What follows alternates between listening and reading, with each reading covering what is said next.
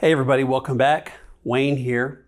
This week we're going to talk about change, and is change really possible? Can your unfaithful spouse really change?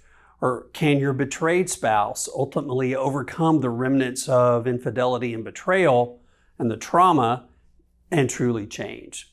It's not an easy question to answer by anyone, and it's certainly no easy task. Change does take hard work and time. So I turned 58 years old this year, and just looking at that number makes me wonder, where did the time go? Life is happening so fast. In my soon-to-be 59 years, I don't believe that I've ever successfully set and stuck to a New Year's resolution. Lord knows it's not because I'm perfect. It's not because I'm always happy with my life, even though I have a really good life. But for me, I think it's because I really haven't wanted to change, and I haven't wanted to put forth the effort. There's this book called The Power of Habit by Charles Dugan. I think that's how you say his name. I'm sorry if I butchered it. But he asks us to examine our actions from the perspective of our habits.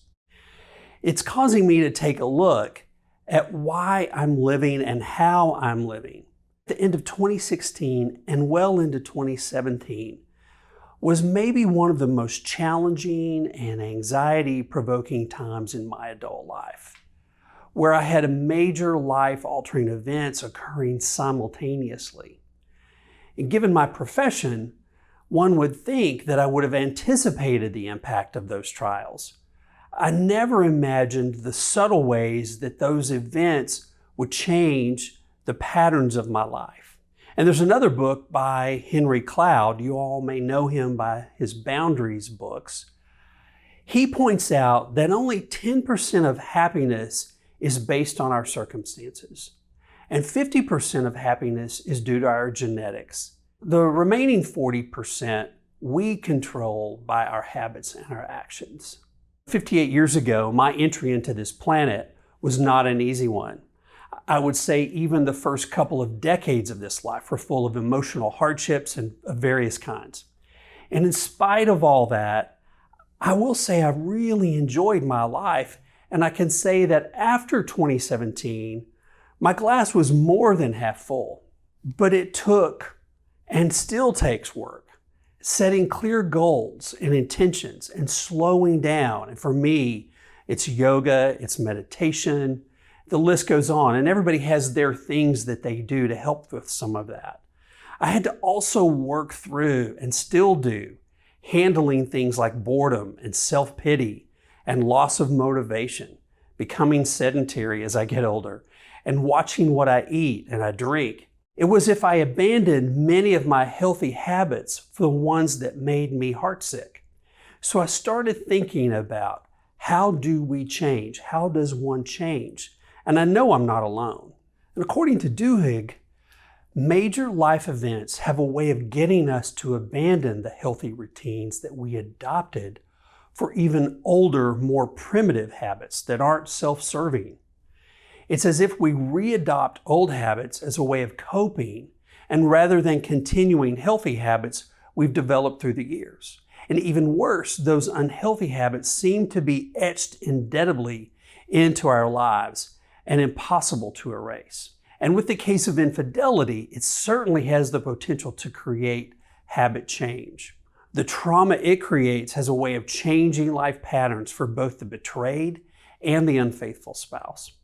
Healthy activities such as exercise and hobbies most of the time go by the wayside for a season. There's mistrust and hurt feelings, and those change our habits of relating to one another, and then anger does the same. Hurt and disappointment can even change our spiritual disciplines, and I haven't even begun to talk about how our habits of self-care change.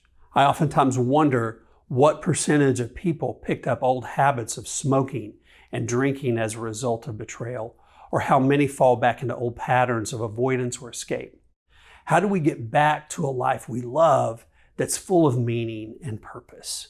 You've heard me say, and you've heard Rick say, and maybe others, We at Affair Recovery aren't just interested in saving marriages.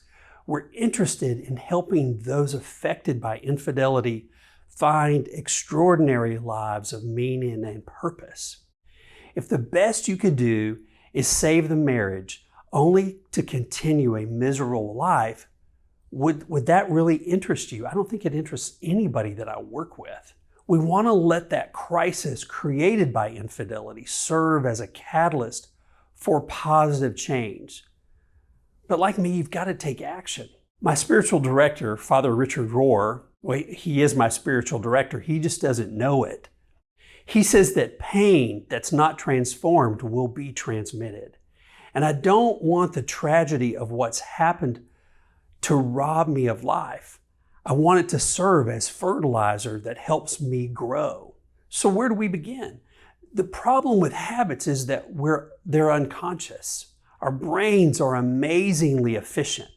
And in order to keep from having to figure out things each time we do things, like brushing our hair or brushing our teeth or saying hello or shaking hands, our mind creates thousands of routines that we do mindlessly.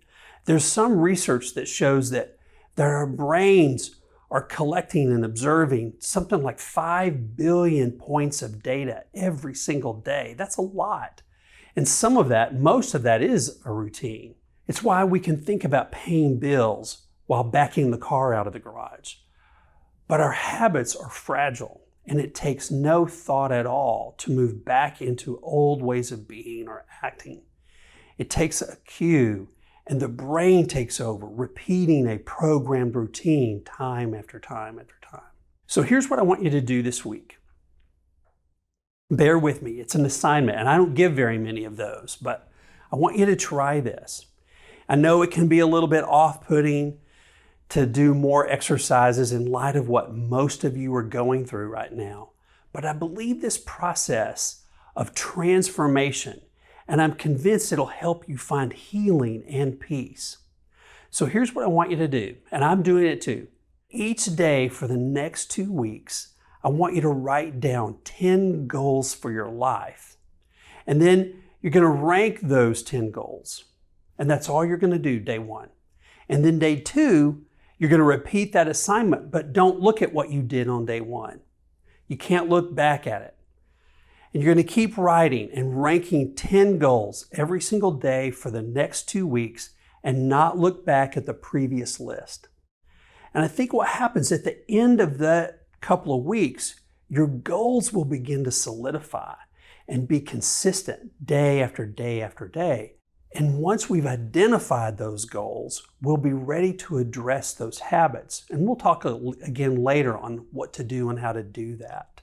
If you're wondering how to change and truly overcome the malaise that you're facing due to infidelity or sexual addiction, our EMS Weekend Intensive is, I think, the place to start. Our weekends are all virtual now. We'll go back to doing them face-to-face at some point, but for right now, we're doing them virtually to keep everybody safe. Our Weekend Intensive is facilitated by Rick, as well as other therapists like me, John, Leslie, Lee, Lisa, who've been through infidelity ourselves. And we know a little bit about what we're talking about. We've been doing this for a long time. Rick's been doing it for 35 years or so. I'm more than confident than ever that you'll find hope and some personal restoration and the ability to truly change through that program. It won't be everything, but it will put you on the right path and put you 3 or 4 months, maybe even longer, down the road to healing, recovery, and change. So once again, thanks so much for joining me and sharing this time with me. I'll be back again next week. But until then, stay safe. Know that we love and care about all of you.